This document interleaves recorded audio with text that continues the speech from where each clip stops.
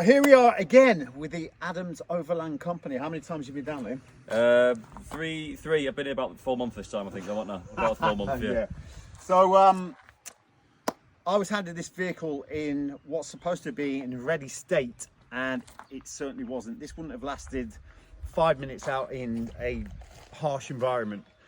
And if it wasn't for the Adams Overland Company unfucking the vehicle, I'd be in a shit state. So I'd like to say a big thank you. If you are going to get your vehicle done, make sure you don't go to these gurus who think they know what they're talking about, give you a massive bill and then hand you over a pile of shite, which it is now not, thanks to these boys. Thank you very much. Cheers, buddy. Okay, I'm not going to lie to you, caught me out. I'm back at home. I forgot to film an intro when we got down to Ollie's. So what you're about to see in this video is us fixing the brake lines on Ollie Ollerton's truck, the all-wheel drive and the front and rear diff locks. They're all broken, so we're going to fix those. And what else did we do? Engine service, and I think there's a couple of other bits and bobs in there as well that we played around with. So enjoy the video, give me a like, follow, subscribe, share the content, get it out there. Thank you very much. That's the brake lines off now, and you can see why they went. There's absolutely no material left on them whatsoever. So when we was down here last week, was it last week? Week before?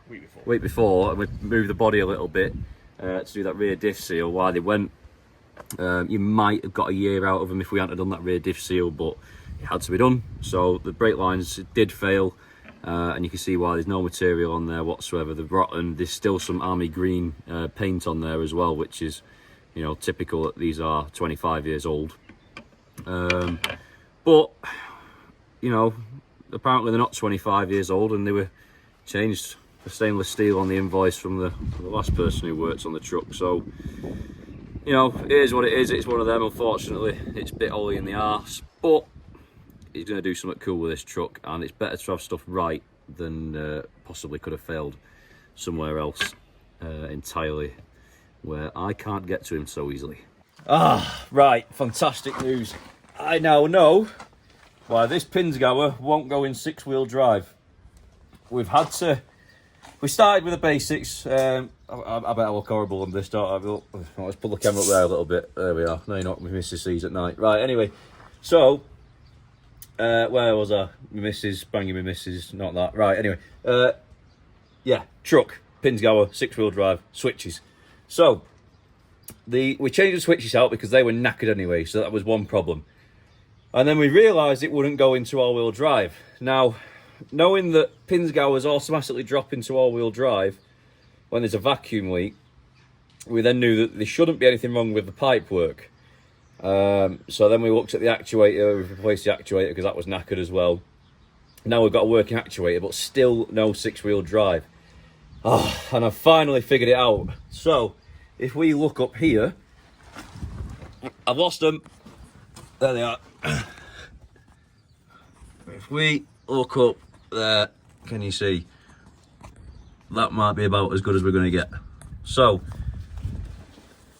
these two vacuum pipes are intact.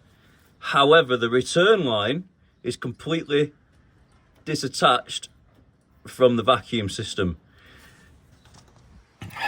And that, ladies and fucking gentlemen, is why this truck is not going in 6-wheel drive. Unless we find another issue after we fix this issue. There's been a lot of reasons why this truck wouldn't go into 6-wheel drive, but that, I think, is the last one. The return line is completely disconnected, which means we've got vacuum, but the actuator's playing silly buggers because it can't release that vacuum, essentially, in the right places. There's a whole technical side of this that I'm not going to go into because it blows my mind sometimes. I just blew my mind! I should add into that quite quickly as well. This is one of the few things on this truck that hasn't been caused by somebody else working on it. Those lines have just perished, knackered and old. But I've got 3 replacements, so I'm going to put all 3 replacements on. And yeah, that's basically where we're at. They're just old, they're perished, they're knackered. And to be honest with you, unless you actually tried to use the 6-wheel drive system or any of the locking diffs, you would never find that fault. Essentially, if you were just driving it like a normal day-to-day truck, you'd never find that fault, because the vacuum pipe that's gone was the return one, not the vacuum pipe that actually engages everything. So big win, big win. Right, so this is the one we've just taken off. You can see it's all perished and old and it's coming apart. This was the worst one. The other two aren't in great condition either, so we're going to put some new ones on and replace the parts. It's quite a finicky job, to be honest with you, but it's not too difficult. It's not as bad as doing the rear diff seal, I don't think, yet. The only other problem that we've seen is because they're perished the way they are, it looks like diesel's done this to the rubber, to be honest with you. Which makes sense because there was a diesel leak because somebody didn't do the injector leak off pipes properly, and they were all perished and falling apart as well, even though it had been inspected. But it is what it is, isn't it? Here's what's going on. These things are a nightmare to fit. I'll be honest with you, it's slightly beating me. They're in such an awkward position. They're really hard, and then they're just ever so, they're like almost like an interference fit. So yeah, it's a nightmare. So the plan is to heat up some water, put these in the water, try and soften them up, and then I reckon they'll slide over the pipes. They're supposed to go on nice and easy.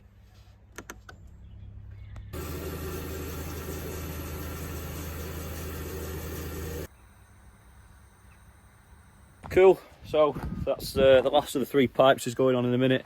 It's just boiling in the pan, and then I've got to run over here and get under the front of the truck and then slide it on whilst it's nice and loose and easy to get on. Shitnut is doing the brake lines. I'll be honest with you, that's his 3rd attempt at one brake line, so I've got a funny feeling I'll be doing that as well at some point. So once the brake lines are done, this could potentially fix the all-wheel drive problem that we're having. And then, I don't know where we go from there, but I'll update you as we go along.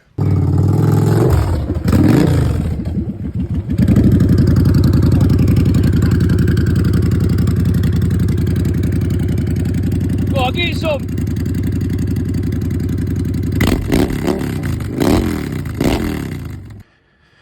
Right, so we're underneath the truck. There's the starter motor, which looks pretty new, but more importantly, the gearbox looks new. The engine wasn't fucking firing over nicely on the button as it should do. So I found a dangling wire underneath here, which is also a brown and yellow wire that's related to the glow plug relay, which is probably why the glow plug relay was arcing out like hell and spluttering, and then loads of white smoke coming out. So what I have done is I've just connected it. If I can get the camera up, I can do with a bit of a light, I think.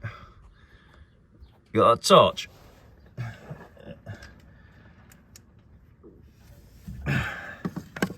So that's a coolant pipe that goes into the back of the head, and then just on top of that you'll see this wire. That's the wire, and I don't know if we're going to be able to get to you. Basically on there's a little spade connector that connects to a temperature sensor. It's an absolute nightmare to get to. I think it's on. Do you want to chuck me the camera and we'll see if it's on? You'll have to guide me on, I think.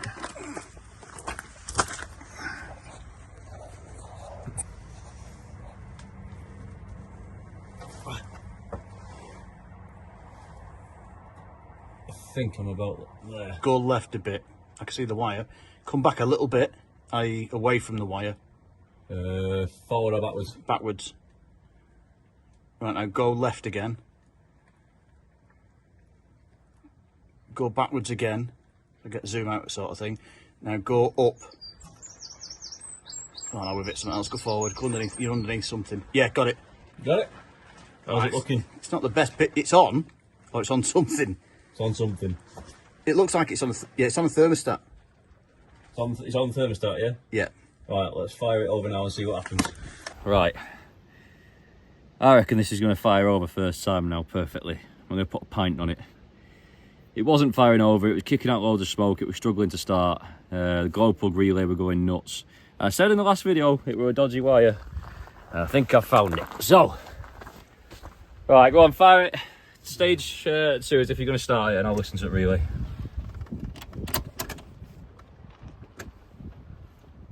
Glow plug on. Yep, one click. It's not going nuts anymore. Glow plug's gone off. That'll start now. I'm going to start it on one. That'll start. Confident bastard. On the button. Right.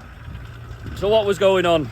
So everything, I said it in the last video, you know, there was a wire somewhere that was dodgy, whether it had been spliced into or knocked loose or what have you. And I was right. I'm right about most things. Not everything, but most things. So that thing now starts on the button first time. And yeah, it didn't puff out any smoke either, did it? Right, so what's next then? Brake lines is what I said, wasn't it? Yeah. So with these brake lines, there's inspection panels inside the vehicle to get to the brake lines, which makes life a hell of a lot easier, I'm not going to lie to you. The problem is, there's a camper build been done in the back of that, and they've boxed over absolutely everything, all the inspection panels, and I can't get to it without dismantling the camper, which is going to make this job a bit more of a nightmare. But as always, we'll find a way to get it done. We lifted the body off last time with a couple of farm jacks and one time's massive rich torn. So I'm sure we can do this as well. So I should have done this video a minute ago, but I've not done it. All the brake lines are now off. We've built two, got two to build in the morning, but that's tomorrow's problem. We weren't going to stay here tonight, but we are now, because we're going to go to the pub. We're going to go to the pub, start again tomorrow morning.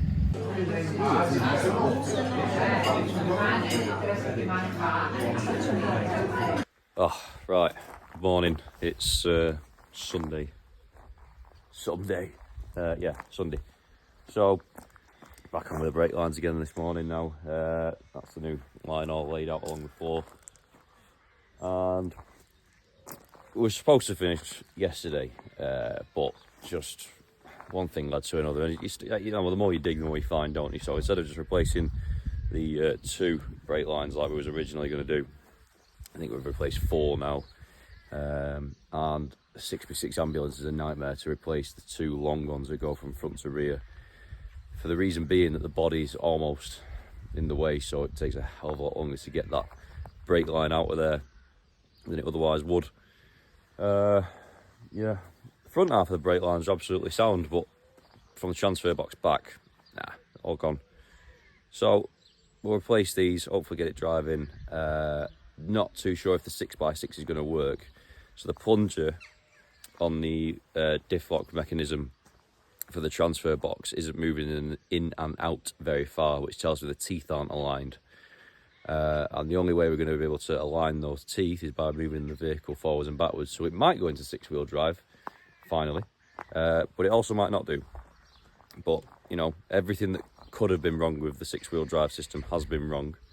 And yeah, so it might just be a case of replacing a couple more components on there and see where we go. But it might work, it might not work. The brake lines should work. And I'll keep you updated. About time you got up here, mate. Fuck's crack. Legend. That's the man right there. Doing it again. Look at that. Fucking hell. So this thing here is what we used to bleed the brakes with. And what that does is it pressurizes the brake reservoir, and then you just crack off the bleed nipples and let some fluid out, and then till the air bubbles stop, and then tighten them back up again and just go around and work with it like that. It's a lot easier than having somebody in the cab pumping on the brake pedal and then holding it down. It's a lot quicker, a lot easier. And if you can't get a nipple tied back up again in time, it's not going to suck any air in either. Okay then. So, yeah. Result is we've bled all the brakes up now. I know I should have filmed it. I know Rich is going to be really upset about the fact I've not filmed it for YouTube, but sometimes you just got to get the job done, haven't you? There's a good brake pedal now, and I mean a good strong brake pedal now. He's had enough. But here we are. Chuck that wheel back on, test everything and see where we're at with it,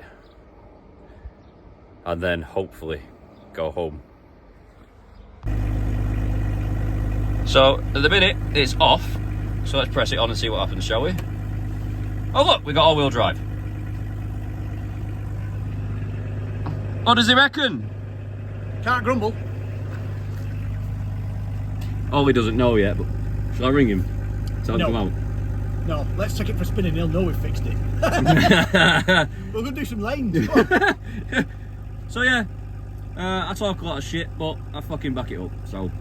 Cool, so what I've done now is we're going to take the truck out for a test drive, you know, 10-15 minutes, and we're going to confirm absolutely everything that we've done with the truck. It's all well and good finding faults, but you need to know why those faults have occurred in the first place, and you need to know how to fix the fault, obviously. But the most important thing is you need to know, have you actually fixed the fault? Because a lot of people, you know, they'll fix something, but there's a problem still afterwards or later on down the line because you didn't confirm everything. So what we'll do now with the brake lines, for example, drive it around and we're going to check for any weepages on those little brake lines anywhere to make sure that we've got completely dry and there's no problems with it whatsoever. What I have done as well is I've parked the truck on a hill.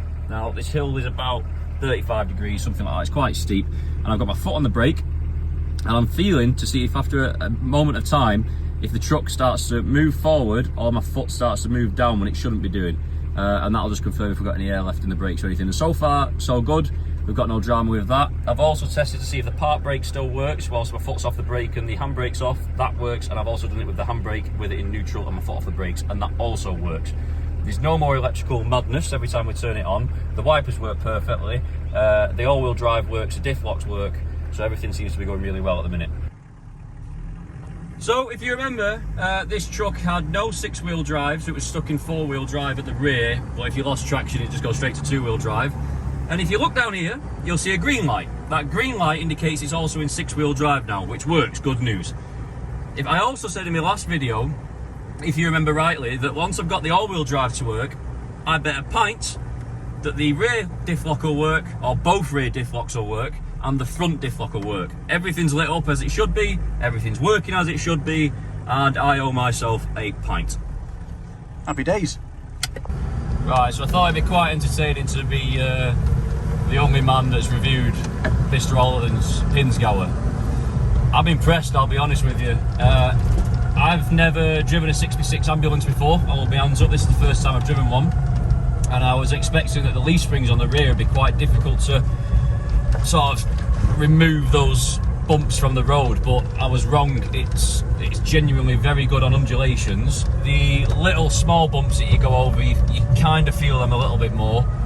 The power, it's definitely slower than the 4x4, like there's no two ways about that. It's actually a lot slower than the 4x4, but it weighs nearly twice as much, so you can't expect everything, can you?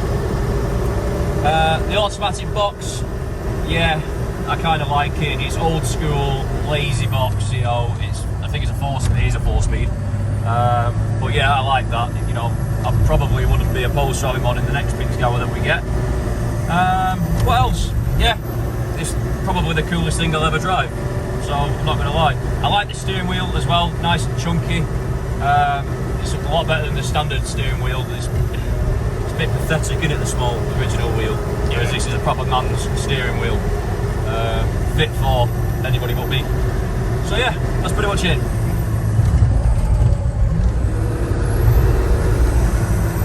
Right, so I'm going to have to try and keep this as quiet as possible. We've just finished here now, it's 12 o'clock at night. Ollie has been kind enough to give us a bunch of front runner stuff. We're just strapping that to the roof now. We should have been done at 6 o'clock. But it took us 4 hours to get an oil filter off because the last person who put it on decided it'd be quite funny to silicone it on with the Loctite black silicone stuff. That was a nightmare. But we've fixed it, we've serviced the engine. That truck is now good to go for Ollie to use. He's going to bring it up to the workshop sometime after Iceland, I think. And then we're going to get on it and doing some really cool Overland stuff to it. I'm not going to give too much away, but it's going to be mega. As stressful as today's been, what a life this is. I've been travelling up and down the country, working on such cool vehicles. I've got some more cool projects going into the workshop soon. But yeah, man. So Ollie's really happy, and the next step to this now is he's gonna, I think, take a nice little weekend break away through Wales at some point, and then he's gonna bring it up to the workshop. Once it's in the workshop, we're going fucking nuts with it. So stay tuned for more of that. I'm very excited about it. I think he's very excited about it. You know, he's got that passion for his PINZGAUER back now that he just lost. And to see his face light up today when everything was working, fucking brilliant. So yeah, this is the life, man.